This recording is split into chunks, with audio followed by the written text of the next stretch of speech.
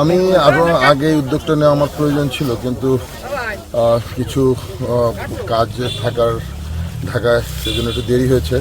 আমি উপলব্ধি করছি যে এই পুরো ভরা মৌসুম, ধান কাটার মৌসুম, এই মৌসুমে আসলে এত লেবার পাওয়া খুব কষ্টসাধ্য, এবং আমি যতটুকু জানি অনেক মানুষ কষ্ট করছে, তারা টাকা দিয়েও কোনো লেবার খুঁজে পাচ্ছে না।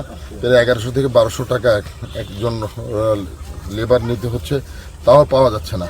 সেজন্য আমরা উদ্যোগ নিয়েছি আমাদের দল থেকে যে গরিব অসহায় যারা কিষাণ কিনতে পারছে না, সামর্থ্য নাই, তাদেরকে ধানটা কেটে আমরা যদি বাড়িতে দিয়ে আসতে পারি, কিছুটা হলেও মানুষ উপকৃত হবে।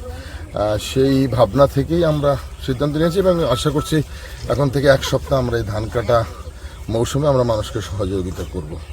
এটাই আমাদের প্রত্যাশা। মানুষ যাতে তার সারা বছরের যে রুজি, এই ধান দিয়েই সারা বছর সে খাবে, ভাত খাবে, সেজন্য এই ধানটা যেন স্বাচ্ছন্দ্যভাবে সে তার ঘরে তুলতে পারে, এই জন্য কৃষকের পাশে দাঁড়ানোর জন্যই আমরা এই উদ্যোগটা গ্রহণ করেছি। ভাই, আপনার কাটা দেখে মনে হলো যে পূর্ব অভিজ্ঞতা আছে। অবশ্যই আমি একজন কৃষকের ছেলে।